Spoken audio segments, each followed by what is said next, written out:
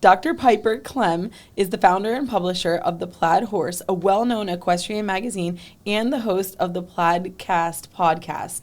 She's really revolutionized the equestrian space because not only is she a sports jumper, but she's also made equestrian news resources really accessible for people.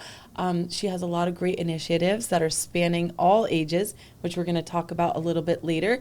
But for me, it's really exciting to have another media professional here with us today, especially because if you caught that is Dr. Klemm. She didn't start out in this space. So Piper, will you introduce yourself and tell us a little bit about how you got into media? Absolutely. I'm Piper Klemm, and I loved riding growing up, and I didn't come from a horse family, and didn't really see the pathway and didn't see the angle, and everyone told me to focus on school, and I come from a very academic family, and they only respect having a Ph.D. That's like the only thing that they value. Are you Indian as well? We have lots of professors, lots of PhDs. And I think, when you come from a family like that, you have to speak their language a little bit too sometimes. And I didn't see a pathway in the horse community. It seemed like they were right. And so I really pursued my studies and graduated in chemistry with my bachelor's and got my PhD. And over that time, I was really started being acutely aware of how media was changing. Being around so many scientists. What year is this, roughly? 2008, 2009, 2010. Yeah. And okay. I saw Facebook for like so many things it was early on, and I would try to explain it to like adults, and it was always like, oh, like you don't get it. And I was like, this is like going to change the world. And, like watching like my parents' generation and stuff be like, what are you talking about? But I had so many science friends, and it was, oh, my science is going to speak for itself. And I would watch, even in that community where your science does usually speak for itself, how much kind of the promotion was changing and how much Twitter was at the time was changing science and how people read articles and consumed articles. And you think about it, even the generation before us, like to read scientific literature, you had to go to the library probably on Saturday morning and pull things down, and there were no search functions and stuff. And so even just having everything being online and digitized was changing science so fast, and having those articles be able to come up in real time, and we could, stop at lunch and, 15 minutes in between experiments, and you search and read all the articles that have come out that day. And, it really made stuff start moving so much faster, and I saw the pace of things change and was kind of there for that. And then sorry, I was at the horse show breathing dust all morning. So I had always loved the riding thing, and, I started looking at what had always been my passion, even though I wasn't pursuing it at that moment, and how media was changing that. And when I was a kid growing up in the space, I always wanted to learn. I watched free video in the library. I read every early result in the early internet. Like, I was so obsessed, but, like, there wasn't that educational component. And when I saw social media start to evolve, I was like, saw this potential to educate people in a way that I had always wanted to learn, open up that accessibility to understand what we're doing. And so I came out of graduate school kind of looking to not go into the horse world at all, but I started playing around a little bit. And with that media as education thing, I have no media background. I wasn't thinking about it like media. I was just thinking about it like education and how it would serve people like me growing up. And it evolved into this whole thing. And I would go in and people wouldn't listen to me. And I'd be like, I know I'm right about this, or I know people are interested in that. And I would get like, and pretty quickly I was like, I have to own my own thing, so I can't listen to anyone. I can't. Like, I see this thing, they don't see what I see, and I got to just go for it.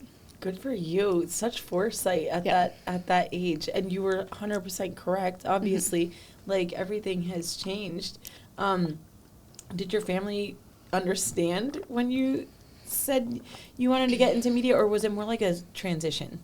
So my family did not understand, and my now husband was my boyfriend or fiance at the time or something, and my parents actually like called him and were like, what is she doing? Like, what is she doing?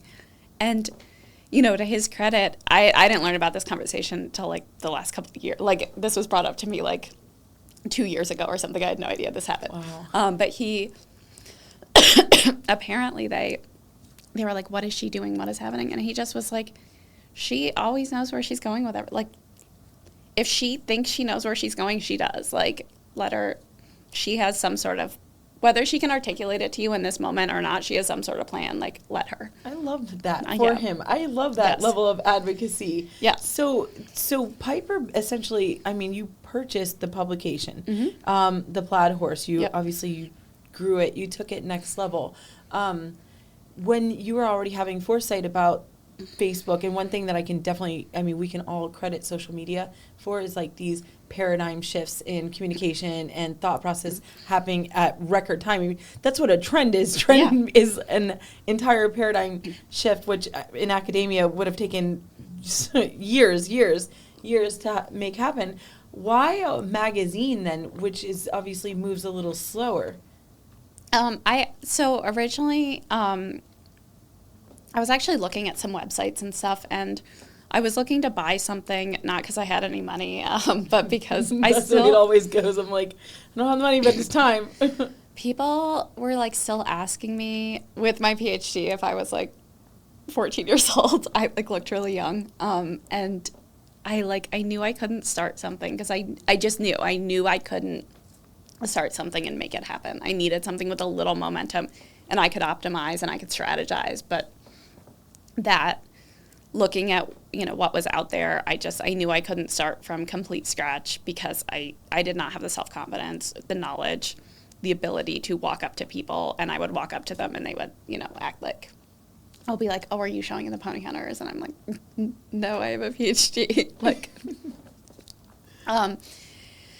so I ended up like there were a lot of things I couldn't afford, and there were a lot of things like people wouldn't even talk to me and stuff. The Plaid Horse, I didn't even know who owned it. I called around and got a phone number, and I didn't read anything into it. I wasn't even planning on a print publication, but I was like kind of shopping around and like what could I get, and I found the owner. I called her. I said, would you sell? And I didn't read into it at all, when she like didn't hesitate and was like, yes. Was it listed? Was it for sale? No. You just cold called. I just cold called this woman. I had no idea who she was. I had to call around to even find out who she was, got her phone number from someone, and cold called her and said, would you sell? And she said yes, and I didn't read into that at all. It's like, where was it when you purchased it compared to where it is today? So I negotiated with her on a mortgage plan. So I made a tiny down payment, and then I paid every month until the magazine was paid off. And if I missed a payment, she got the entire magazine back. Oh, my God. And so I think I paid for like 3 years because I didn't have any money really. So it was like, yeah. Wow. And I just look back on that now, and I was 25 years old. Like, I would never trust that, like, deal. Like, the fact that I just walked in and she was like, yeah, sure, you'll pay every month. Okay, great. Oh, my God. Wow. Like, I think about that now as, like, being so... Right. Right. The deal was so... She must have been, even though she didn't list it anywhere, she was, like, clearly ready to sell. And the deal was done so fast, like, due diligence. From, like, the first time I called her to the time I owned the magazine was, like, 5 weeks. Like... It was so fast. Oh, my God. And then I've never done a print publication. Was it, when you purchased it from her, it was online only? It was print. It was newspaper print. And so, yeah, and then Which I had... is very different. And then I had 5 weeks to put out my first issue. I had no idea what I was doing. I didn't know anything. Did she stay on board to help? No. Oh, my God. She was actively not... she was actively not helpful. So you... call her 5 weeks later, you acquire the magazine. 5 weeks later, she's in retirement. She's like, I am out, goodbye. Yeah, bye. Did you ever reach out to her for help? Was there ever a, oh my God, what have I done moment?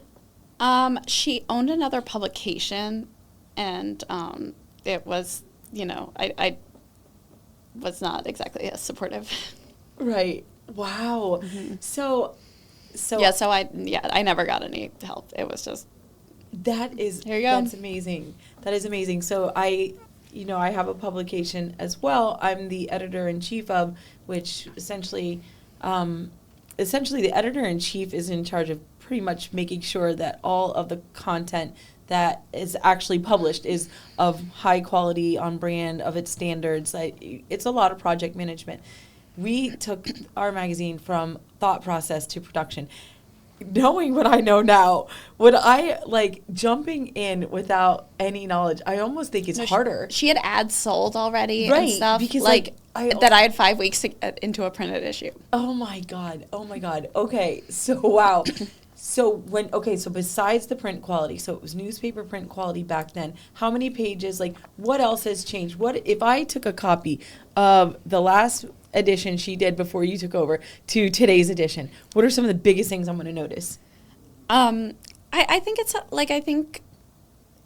I think a lot of the stuff is stuff you would and wouldn't notice. Like, a lot of it's timing. Like, they had a more casual approach to, like, when the issues, like, came out and that kind of stuff. And for me, it was like, it's, like, very important to, like, we are never late. Like, right. We have a militant approach to, like, timing and getting stuff done. Was she a party of one? Was she the only person? She had a couple people around her. But I think it was, like, she had a lot of other stuff going on, and the magazine is my thing. So right.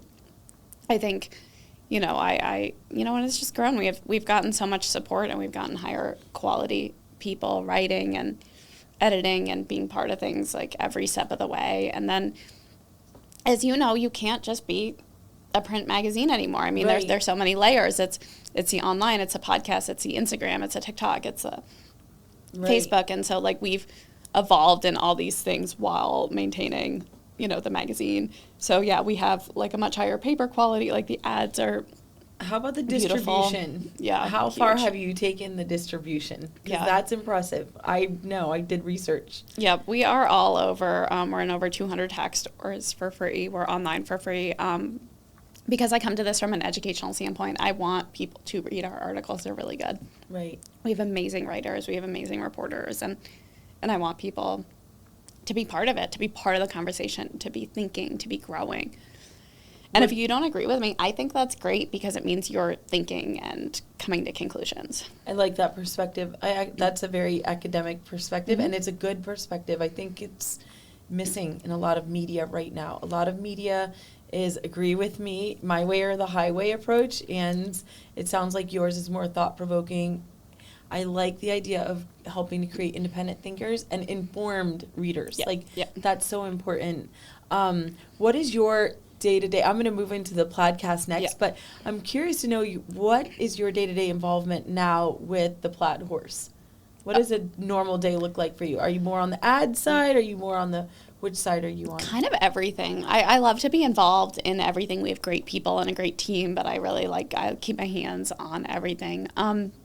Another thing on the last point, like, I have a lot of dinners in my house. I'm really social. I think community is a big part of the magazine. And kind of back to what you said, like, I have horse people over for dinner, and they're all a little, like, quiet on the, like, they discuss things and they grow, and it's interesting. But, like, a couple weeks ago, I had a bunch of academics over for dinner, and they are just fighting at the table and arguing and, like, debating and, like, getting on everyone's case. And it's, like, such a different vibe. Like, our horse community is so, like, compared to that. But, like, academics have been trained to debate. I love to, like, get into it with someone. I love when someone brings up something that I haven't thought of, or a perspective that I can't see. Like, that makes us all grow and all better. And the more, online is not a forum for that. That is an in-person forum. That is a conversational forum.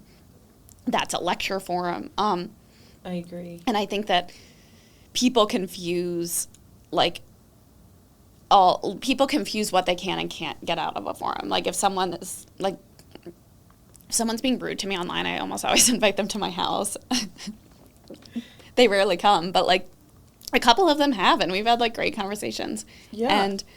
But, like, I'm not going to fight with you online, but I'm happy to sit with you and, like, hear you out and hear all the data to support your viewpoint in person or on the phone. Educated discussion about something. Yes. So one of the shifts in media that they're saying is, like, this is the day of the community influencer, and it's bringing us back to in person and how to have these conversations. So it sounds like in part of your media model is also community influencing. Mm-hmm. and the Plaidcast appears in person. So Piper's also the host of the Plaidcast and Plaid Chats, which I like those. Those look like little spin-offs, little fireside chats to the Plaidcast. Yeah. And you bring them in person. So you invite people into the conversation. Tell me about that model. It's very interesting. I'd always wanted to do in-person things, but I just knew that they would be a lot of work. And by the time we kind of had the team to keep the magazine rolling while I did something like that was when the pandemic happened. So, like, I'd wanted to start these in, like, when we started the Plaidcast in, like, 2016. And I think I didn't do my first one until, like, 2024. You know, it took a while to have all the pieces come together. But it's same thing with the magazine. Like, everyone tells me print magazines are dying, and yet we grow every year. And everyone tells me in-person stuff's dying, and now I'm starting, like, my in-person thing. But it's what we need. I'm not here to make what's popular. I'm here to make what we need and how to help us grow. Right. And I think reading in print is, in today's world, that's how we grow. You know, meeting in person, being inspired. I think the internet sucks inspiration out of everything. You get inspired by people and doing great things and being around them and their energy. And I don't think you can get that on the internet. I think there's so many great things you can get on the internet. Inspiration's not one of them. I 100% agree. I mean, trending reels are a perfect example. People are just following the masses, and they're not being the thought leaders that we need right now. And so I definitely agree. I agree with that. I love your resilience. I think that is beautiful, especially being a woman in media. It's not easy at all. One thing that you and I also have in common is I don't have a media background. I kind of fell into it. I used a combination of intuition and, again, just what I was learning and seeing to kind of guide us. With our magazine, we try to be really intentional and capture different perspectives and different voices in everything that we do. But sometimes the naysayers are really, really hard. You know, our magazine is grant funded, so it's grant dependent. So, you know, there's been a lot of times where sometimes a naysayer will come in and say, hey, this thing is on the line or it's in jeopardy. But the numbers don't lie. Mm-hmm. People are reading it. They've trusted the publication. It sounds like, once you gain the public's trust as, like, this is a place I can go to know what is happening in equestrian legislation and rules and what's happening current. And, you know, they're going to keep coming back. Mm-hmm. That public trust it's got to be important to you, I'm sure. Absolutely. One of the things people say to me the most is that they say, I don't always agree with you, but I always respect that you say it. And I think, like, that's so important to me. And it's, like, people will, like, hate you in the moment, but a lot of times, like, either they come around or you come around. Like, we've published plenty of things that I've been wrong about, you know, and we've come around, and now we hopefully are on the right side of everything, you know. And on the same side, like, other people can say, you're wrong, you know, when I do something. And then they might, you know, evolve around to my side of things over time with more data and all that stuff. And so I'm not really worried about the day-to-day or the single interactions. I'm worried about the trends. And, you know, is that curve going in the right direction? And so, okay, like, you know, one person can get, like, mad at me, but, like, over 2025, like, are we, you know, going in the right direction? And I think that really helps kind of some of that naysayer energy. Definitely. How do you measure your trends or your success? I feel. I think we over-measure everything, and we make ourselves crazy by being obsessed with, like, weird things. I always bring up, like, my husband and I watched 30 Rock when it came out, so probably, like, 20 years ago. And at least once a week, we still at home say something from 30 Rock to each other. We just thought the show was so funny. And, like, there's so many, like, one-liners, like, they'll live every week like it's Shark Week. You know, they'll, like, what a week, oh, good God, Lemon, it's only Wednesday. You know, like, right. You know, like, there's stuff like that we're always saying at home. There's so many good things from that show. We're not clicking on that show. We're not watching that show. Like, no one knows the impact that show had on us. Like, there's no metric that, like, right, we're getting credit for. You know, that the show's creators, that Tina Fey's not getting credit for any metric, that, like, my husband and I are standing at home, like, quoting, like, random things from this show. But it had 20 years later, it has such an impact. Right. Like, you don't know the impact of something from your inspiration, from, you know, from introducing someone to something, you know, we were like texting this morning, making an introduction, you know, okay, that might go nowhere, and that might be a huge relationship for you, but like, you don't know like where anything goes, and to like reduce a relationship or something deep and complex to like a click or an interaction or something you can measure. I mean, it takes all the value out of it. So unless I have to look at them for an advertiser or look at them for someone, I don't even look at our numbers. I walk around the horse show and like I can feel it. I can feel how people feel about me walking around the horse show. I love that so much. So we just did a story about it, something like this, and we called it the ripple effect, and this qualitative measurement, because everyone, especially media, wants numbers. And by the way, the numbers are all bullshit anyways. We all know that. I mean, they're so inflated. I mean, some of these numbers, Nielsen scoring, they're just so, they're almost comical, you know? But intuitively speaking, and I love that, because it is true. You meet a family who's like, hey, I read something in your magazine, and it was a resource that my family needed. Yeah. That is immeasurable. That's immeasurable. I like to think that every day. I'm like, maybe we put something out that changes someone's life, or gets them to that resource that they need, or makes them feel a part of a community. Like, that's winning to me. And like every person, you know, by the metrics, watch Tiger King in 2020. Right. How often do you think about Tiger King since 2020? You don't think about it. And like the numbers say that everyone watched it, but like how many movies do you watch it you don't even remember? And then how many weird things do you watch or listen to or interact with that like years later you're like, huh. Right. You know, though that's what I want to be. I don't want to be some like number thing. I don't want to beat everyone by the numbers. I want everyone to be like, yeah, I didn't understand what she was saying 5 years ago, but now that I learned X, Y, and Z, right. You know, what Piper said 5 years ago, that was really interesting. Well, so that's one thing about like the emotional buy-in, I think is really, really important. When they were starting to do studies on which direction media was going, and they knew we were moving away from like broadcast. So we were no longer watching the local news station to find out what was happening. We were moving into internet, social media, things like that.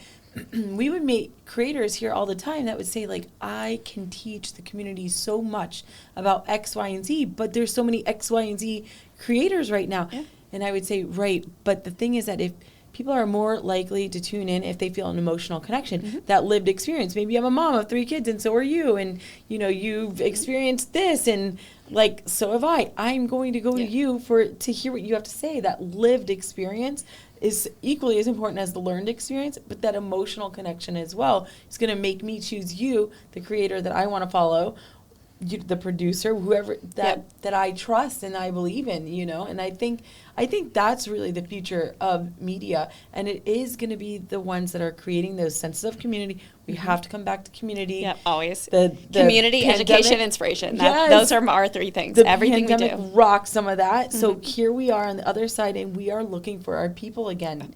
We really are. I mean, that's my horse, Ruben, and you know, I think that like that's why people trust me too, because I do this. I struggle with them. I have like blogged on Facebook almost every single ride I've ever had with this horse. Like complete raw honesty, like everything I felt, everything that's happened, and like so many people have been on. I hate the word journey because I think it makes me cringe, but like so many people have been on this journey with us. You know, over so many years. I've had him for I think 7 years at this point, and so like so many people have been there every ride with us. That's amazing. Do you hold yourself to a higher writing standard? I hate this when I'm about to shoot from the hip on Facebook and I see us misspelling, and I'm like, oh God, these people are like, she's in communications, she can't spell. Like my worst, like my own worst people enemy. People text me all the time and they're like, you have a typo, and I'm like, yeah, well, I've editors to help me in the magazine, too. But like on Facebook, it's just like me being like, leave me alone. I get this. No, I want it to be better. You know, I love it. I love being corrected. You know, anytime I'm corrected, I'm like, thank you. Here's my. Can I get another water? Is that possible? Yeah, go for it. Go for it. Do you want me to grab it? Yeah, if you don't mind. Thank you. Sure. Yeah.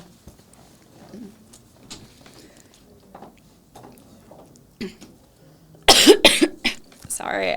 I guess I just like breathed in the horse show this morning. No, I know how that is.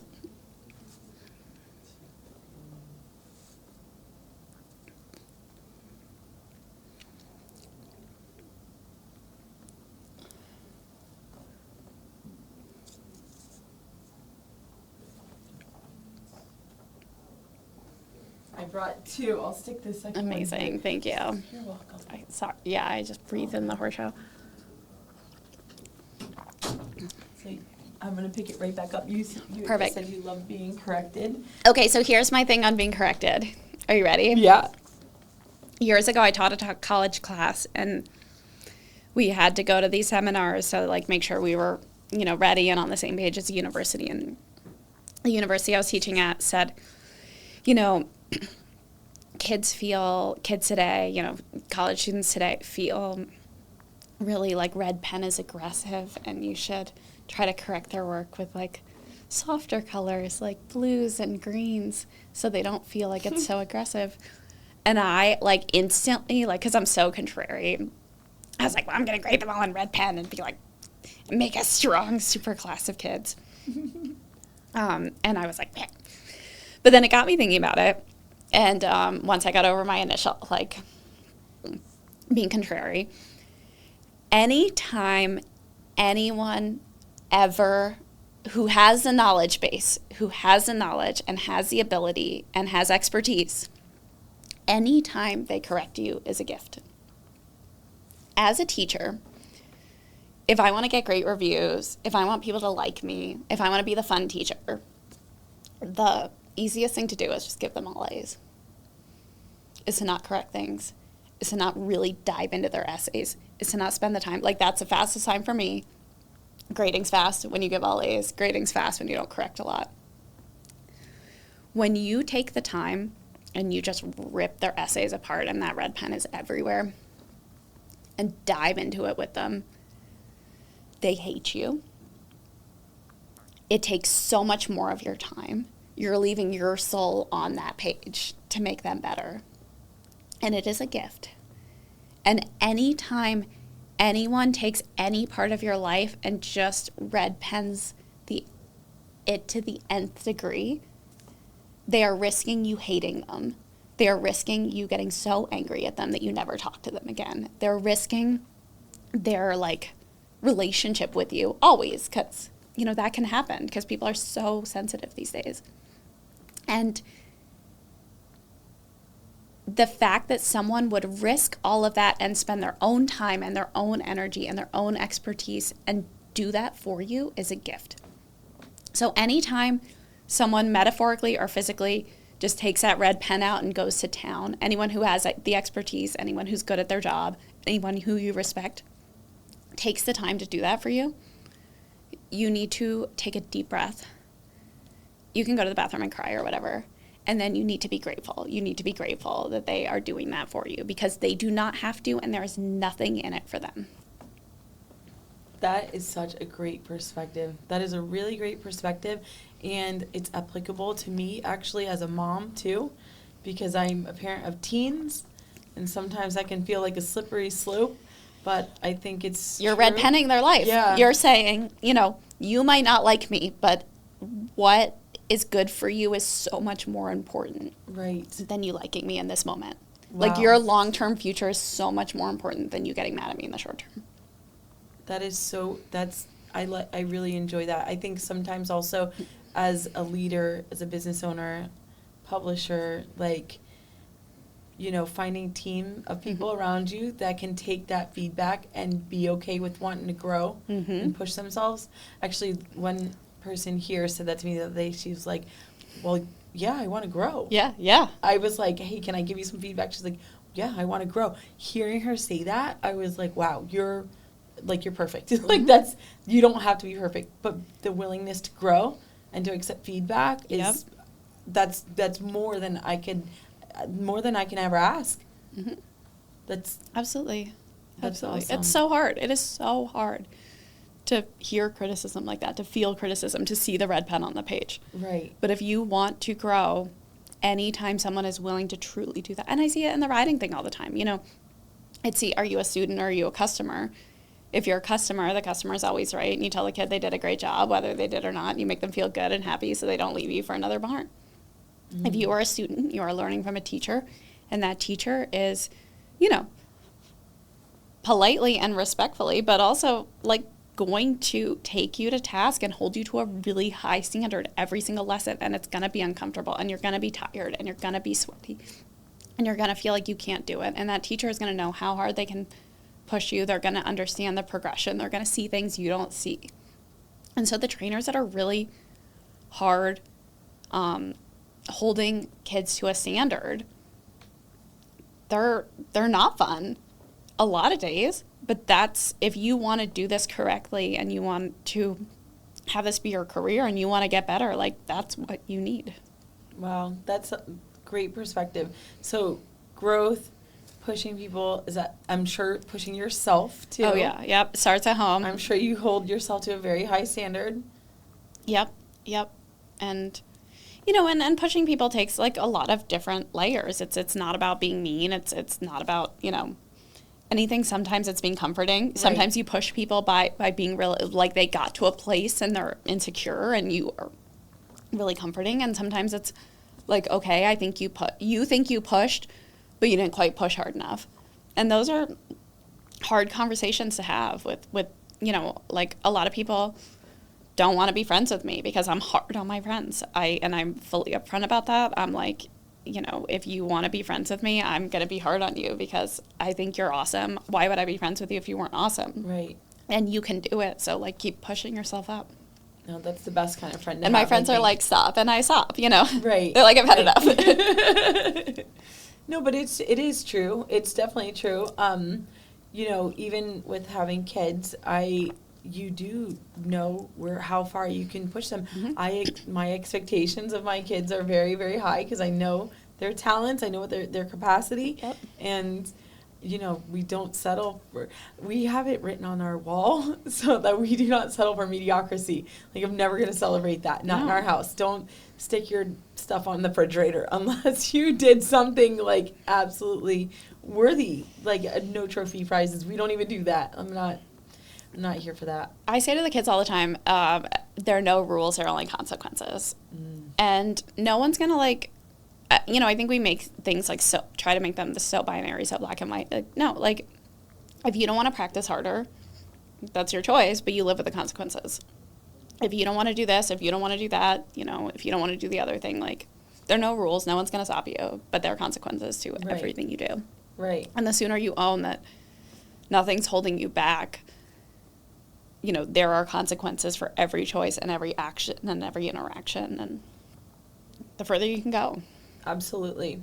So, reaching kids, studying reaching children is a passion of yours as well. Tell us a little bit about Show Strides, your book here, which, by the way, is beautiful in quality. I love the hardcover. Thank you.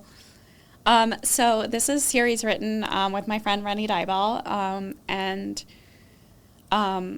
when I always wanted to get kids reading more, and I loved all the series growing up, all the horse series. I loved them so much. And I went to kind of, when the Plaid Horse was going, I wanted to promote kids reading. And I was like, oh, I'm going to go back and read a bunch of these so that we can, you know, promote them and have some reading initiatives. When I went back and read them as an adult, there was a lot of women hating women, like girls hating girls, mean girls, like you look at it kind of with a different lens of, like, the reasons that we hated other girls in these books and stuff, like, made me sad. And then I looked at the relationships adult women have at the barn, and a lot of times adult women have bad relationships at barns. Like, they don't take care of each other. They're not good to each other. Women not being nice to other women is just, like, I think one of the hardest things in this world. I think women seem to blame other women for things at a degree that is irrational when you look at the facts and the data. Women are so hard on other women, and I just couldn't tell people to read books where I didn't think there were healthy relationships among girls, you know, and knowing that these girls were going to obsess over these books and then have it be some of the models for their lifelong relationships. So Rennie and I set off to make a series that was realistic and there's conflict, there's everything, but there's no one girl we hate for whatever reason, that she's rich or pretty or skinny. Like, everyone has pros and cons. They're really complex characters, and I think a lot of people want to reduce things for kids. And what I love about this series is we don't reduce it. Like, it's complicated. The characters are complicated. The horses are complicated. It very much reflects life, and so far, like, kids have loved it. And I think treating kids like they are complicated beings, and they're capable of reading things that are interesting. They're capable of reading into things. They're capable of understanding complex relationships. And, you know, some people at the barn, you know, there's so many different things, but we don't have to hate them for any reason. Everyone's going through stuff. Everyone has their pros. Everyone has their cons. Everyone has things that are easy for them. Everyone has things that are hard for them. And stop hating other women at any age. And are these books being donated anywhere? We have a number of initiatives coming up. We're going to announce that one in a couple months. So, just scratch that part? Yeah, okay. So let's scratch that. Gotcha. Where can someone purchase one of these? They're on all the traditional platforms, Amazon, Barnes & Noble. They're in tax stores and anywhere you get books. And book 7 just came out. And the series, book 8, is on the way. This is book 2, Confidence Comeback. One of the things that's fun is we have them be the color of the ribbon. So book 1 is blue, book 2 is red, book 3 is yellow. That's so cool. Everything is so intentional. Yes. Wow. Have you gotten feedback from actual children? Yes. Oh, yeah. I think the biggest compliment we get is we have parents that say, like, my child won't read anything else and will read this series. And and anything we're doing to get people reading. We have a lot of adults that are fans that just like to read something, simple at the end of a hard day. Yeah. We all just love horses. We just love horses, and we're all in this together. And I'm guilty of that. I read children's books too. They're so much better. It is. Sometimes it's like that mindless reading. You don't have to put a lot of thought into it. I read these I Survived series, and I love it. It's like just enough adventure without all the gore, and like nothing too crazy happens. I love that. I'm definitely gonna give this a read. That's awesome. That's really great. So one thing, Piper, that you have done very well, and you've done a million things really well, but you've also figured out LinkedIn, which is like the greatest mystery on earth to me. Tell me how, if you had to give someone pointers, how to become successful on LinkedIn. How many followers do you have there? I want to say, I haven't looked recently, but I think like 25,000 or so. I think it's like anything else. It's genuine content. We all want to play games with media, but I do think it comes down to content. And if you have something really good, it will rise to the top, and you can strategize stuff here or there. But, I think a lot of it's giving, same thing as show strides, like giving credit to our audience. Our audience is invested and clever and smart and wants to learn more. And I don't treat them like they're anything other than that. Yeah. I write articles for people of all levels of the sport. We have so many articles for people coming in, and we have so many articles for people, who are really invested in the sport. And I think a lot of people want to, reduce their audience to being like somehow different than they are. But like, if I'm interested in something, I think you're going to be interested in it too. Yeah. Like, I think some of this stuff can be that simple. So that's kind of my interview style, is just be interested. Yes. Like, listen, and if there's gaps, ask questions, follow-up questions, and nothing more to it. It's just like, I genuinely want to learn new things. I was listening to your Plaidcast with Marie Kessler. Yep. And I thought, I learned so many things. One, I didn't have any idea about some of the challenges they faced, even with like just the village and trying to make those improvements. And I'm not an equestrian, so it was interesting to see that perspective. And you are like 400 plus episodes deep now? We've never been late or missed a Friday. That's amazing. Fridays are your film days? Yep, our podcasts are released Friday morning. Wow. By 6 a.m., and we've never been late or missed a Friday in like 460 Fridays or something. Well, credit to your team, too. That's amazing. Yep, we have a great group. And then, we started doing the Tuesday podcast. We're not as consistent with those, but I kind of felt like we didn't. That's the chat, the Plaid chat? The Plaid chat. We didn't talk about kind of how the magazine was, like, being made, and we have, like, a lot of, like, authors and people we want to come on regularly. And so, yeah, Rennie's been coming on every time there's a new show strides on the Plaid chat, and we have a lot of our writers and a lot of our staff, and kind of let them have their voices shine on the Plaidcast. So that's been really fun. That's really awesome. I love that. How big is your team? A lot of people have horses, so we have a lot of people that are kind of half-time. Sure. I'm of the opinion that you can't work remotely full-time.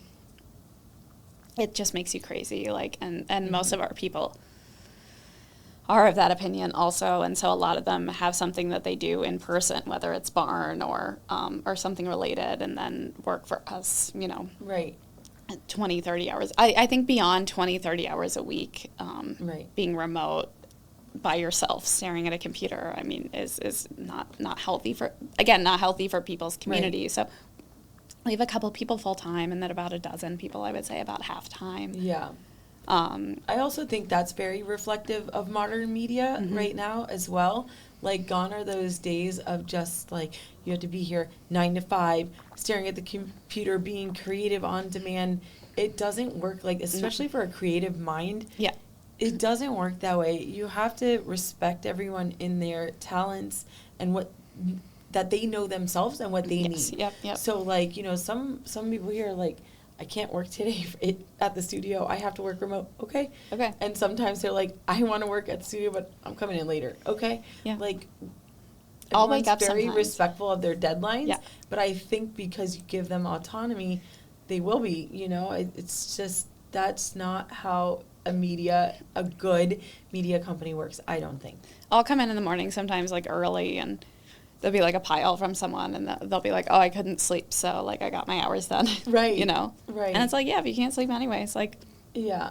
So you have a studio where you record out of, right? No, just at my house, yeah. That's cool. Yep. That's so cool. So it's remote, then you're. Yeah. That's awesome. Yeah, except our live episodes, and so those are, select. And you have a live episode coming up, which is so exciting. In Wellington. I'm going to be in school. That's why I can't make it. Yep. I'm taking a class, so. I love that. Which is so challenging. It's so challenging to sit 8.5 hours once I'm so deconditioned from sitting still.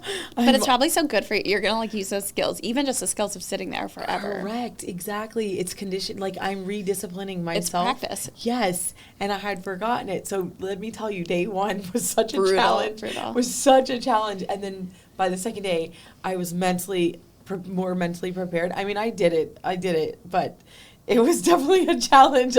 So now this is my third class. I have homework. I'll be presenting. I'm on the full other side of the classroom because I do teach media as well, but now I'm a student. So it's vulnerable again. Yes. I'm going to be presenting in front of everyone and opening myself up to critique. So it's good to challenge yourself and to reacquaint yourself with parts that maybe you haven't had to experience in a long time, And that feedback and that stress. Yes. Yeah. Yeah. It's so good for you. I mean, it's so hard. Right. And yes. Learning isn't fun, and having learned is the best feeling in the world. Right. But, like, learning is so uncomfortable. It is so abrasive and gritty, and you are just, like, it's you and that stuff you don't know. And I like to think that I visualize myself unlocking new neural pathways, and that's how I get through it. I'm like, I love that. I'm lighting up parts of me. And, the other thing is nothing is by accident. Absolutely nothing. No. So in my last class, they had like a 30-minute speaker about cybersecurity. And yeah, maybe I didn't take away what he wanted me to, but it made me think about our own protection. Yep. And guess what? I had a consultant in here last week who was like locking down all of our stuff because there were points of vulnerability that I didn't see. So, it made me learn something. So I'm always a forever student. Plus in media, you have to be willing to learn new things or you're going to just ice yourself right out of this. It's changing, and you have to look at the facts every day and say, what is a rational opinion? And I think coming into media at the time that I did with no media background was such a blessing because I didn't have any preconceived notions. I just looked at everything and said, okay, here's a system. How rationally do I approach this? But it's that mentality I've kept this whole time of like, here's a system. How do I rationally approach this? And I don't even like bring up like when we have meetings, like hardly anyone ever even brings up like what we did last year or something like that. Like Right. we just look at like try to like clean slate, say this is the data set. How do we approach? Did you ever feel judgment from other people for not having a media background?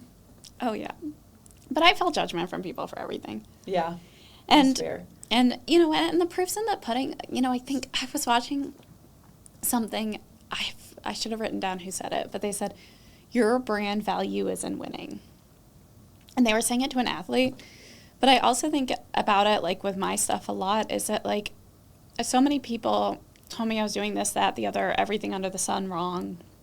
But like at the end of the day, we're here years later when no one else really is, you know?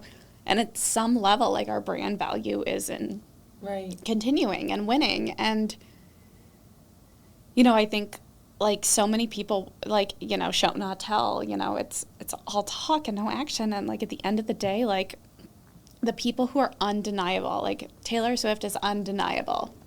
She will always, you know, rise to the top because she's undeniable. Right. And just keep being undeniable, and people can talk and say whatever they want and do whatever they want, but like That's a good reminder. they will, when you are winning, they all show up to be your friend. Don't worry about it. So that's it. That's actually one of my questions for you is it's interesting to me to learn from other people how they define success. Are you successful? Yes. I get to do, how I define it is that I get to support a lot of women, especially in growth and their careers. But I also have the flexibility to work on the projects I find interesting, go to places in the world, learn new things all the time. And to me, that's success. I have enough financial success to keep going. I don't have any more than that, but I don't define financial success as success. I know a lot of people who have a lot of money who are very unhappy. Like I don't have, you know, I don't have the money, but I don't have the albatross that comes with, you know, investors. I own 100% of the business. I have no investors. I have no debt. I have no safety net either. But like, as long as I can keep figuring things out, which the data shows I've been pretty good at figuring it out, like I can take creative risks. And to me, that's like anyone who has the ability to take creative risks based on other aspects of their life, like that's success to me. That is such a wonderful, poignant response to success. I love that. And I love how grounded you are in your sense of self, because it is true. You, in your circle, in your immediate circle, you do have a lot of the, what they are called ultra high net worth folks around you. And I think that for anyone who's not grounded in sense of self, it can become a bit of a wishy-washy situation where you're like, am I successful? Am I not? If you're solely planted in financials, you're around some of the wealthiest people in the world. These are your friends. These are people that you can pick up the phone call right now. But it is true in your definition and in truth, you are more successful than most people because a lot of people are indebted in ways that you don't have to experience. Yeah. So I try to keep things simple, but it also keeps me, you know, out of debt. Right. Is your husband so proud of you? He is. I have, you know, I would say like we talk about privilege in a lot of contexts, and I think the biggest privilege in my life is that I have a husband who does not get in the way of anything I do. He is really supportive, but he's supportive. He always says it's let Piper be Piper. That's how he's supportive. Like he doesn't, you know, like I can come down here and like I might not talk to him for a few days or a week or something. Like he's an independent adult as well, so we're fine without each other for a few days or whatever. But like it would never occur to him to tell me I couldn't do something. And every once in a while, like last year, he, you know, I had like over 700 people over to our house over last year. Our 2-bedroom condo, like it's like 12 or 1,300 square feet. And he was like, hi, like, this is a lot. But he would never be like, you can't. He was just like, He's like, do you mind if we dial this back a little? A little bit. But it's, I think so many people have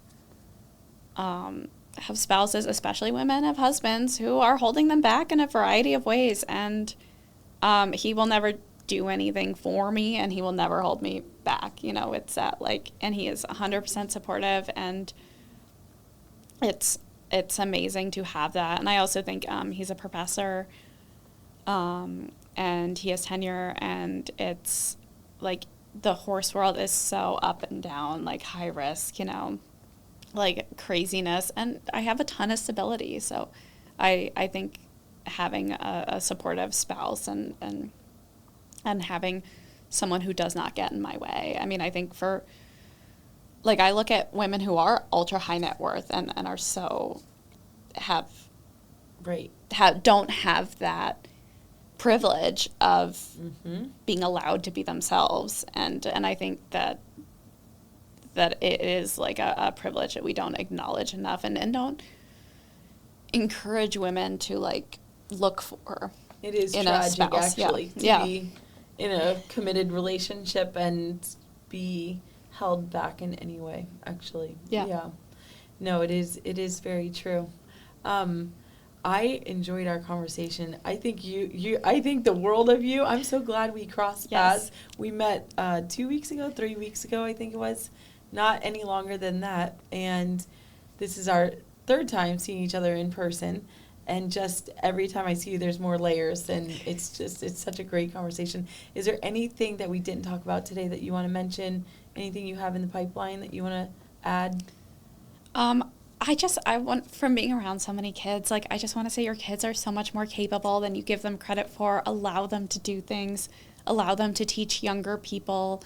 I think so many people get in this stage where they want to be so far along before they teach someone else. But if someone is even 2 or 3 rungs up the ladder from you, like, let them teach you stuff. If someone's a few rungs behind you, teach them whatever you can. It'll help both of you.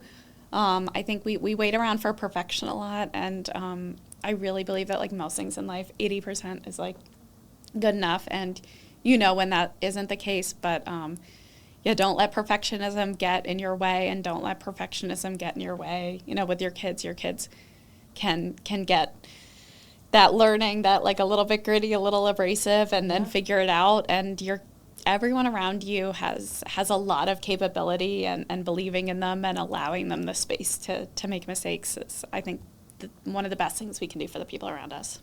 Amen. I love that.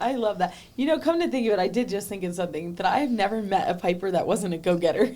So maybe it's in the name, Maybe too. it's a name. I really don't know a Piper that's not a just go for it kind of gal. So that's amazing. Thank you so much. Where can people find you? Theplaidhorse.com has everything you need to find. Awesome. And you do accept pitches? If someone's got something newsworthy, they can reach out? Yep. If you Google the Plaid Horse Write for Us, it has all the instructions for submitting a pitch. And we always want to support writers. We don't have it this year. Next year, 2027, we will have our $10,000 writing contest again. That's open to everyone. And then we also give young emerging writer prizes from that as well. I love this. So it's open to all ages, but then if you're under a certain age, we also give extra prizes for young writers and emerging writers. So our $10,000 writing contest will be back next year. We have a college scholarship that we do with Andrew Ryback Photography every year. So we've given away over $30,000 in college scholarship money. The deadline for that is March 31st. Okay, so that's coming up. Right up. And then we also, this fall, we do our Equine Impact business competition. And so this is for young emerging businesses within our community that are doing good. And we basically give them the grand champion is on the cover of the magazine, and we give them a lot of advertising support in growing their business. And then we also have, I think we have a grand champion that's on the cover, and then we have 5 champions that we support throughout the year with advertising, and then 10 reserve champions that we support. That is so Yes. amazing. All of this is on the plaidhorse.com? Yep, all on the plaidhorse.com. Yep. Oh, I am so sharing that. I Yep. love sharing resources with people. Oh my God. God Yep. bless. I love this so much. Yep. Thank you so much for being here today. Thank you. I'm so glad you were here. Thank you very much. Another great episode. Of course, we'll share it everywhere that We Just Met is shared. And Piper, thank you so much for being here today. It was a great conversation. Thank you.